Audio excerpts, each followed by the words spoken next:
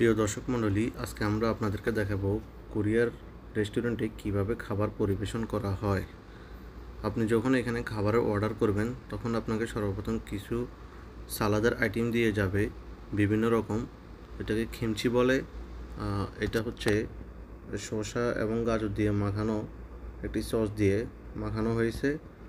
আপনার সামনে এগুলো দিয়ে যাবে এই কারণেই আপনার খাবার রেডি হতে হতে আপনি যাতে খালি মুখে এখানে বসে না থাকেন। আমরা আজকে 3 বন্ধু মিলে এখানে খাবার অর্ডার করেছি। প্রথমত আমাদের সামনে চলে আসছে, এটাকে কোরিয়ান ভাষায় বলা হয় খেরান বকুমবাব।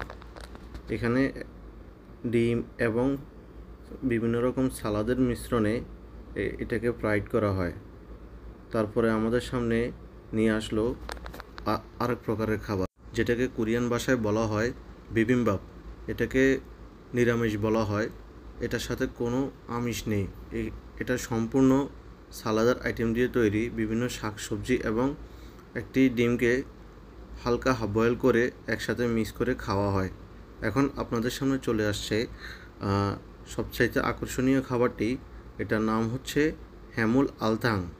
হ্যামুল আলথাং বলতে এখানে বোঝানো হয় সামুদ্রিক খাবার। এখানে সম্পূর্ণই সামুদ্রিক খাবারের আইটেমগুলো মিক্স করা আছে। এই খাবারটি গরম করে খেতে কোরিয়ানরা পছন্দ করে। এটি সম্পূর্ণ গরম থাকা অবস্থায় খেতে অনেক সুস্বাদু। এখানে সম্পূর্ণ সামুদ্রিক খাবার দিয়েই তৈরি করা হয়েছে এই খাবারটি।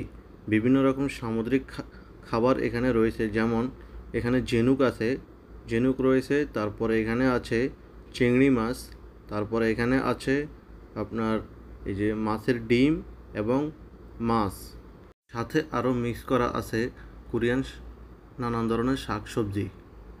আমি একটু পরে আপনাদেরকে এগুলো তুলে তুলে দেখাচ্ছি।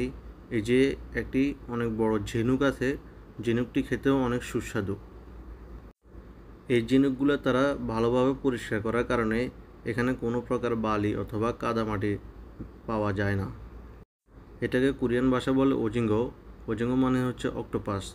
এই যে এটি হচ্ছে একটি বড় মাছের পিস। আমাদের দেশি ভাষায় এটা শোল মাছ বলা হয়।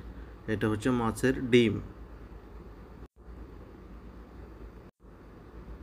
এখানে আরও মিক্স করা আছে চিংড়ি মাছ সহ নানান ধরনের সামুদ্রিক খাবার। এই খাবারগুলো গরম গরম খেতে অনেক সুস্বাদু।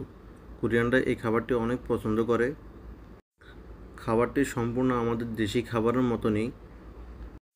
এটাতে ঝাল থাকার কারণে আমাদের দেশি খাবারের একটি ফ্লেভার পাওয়া যায়।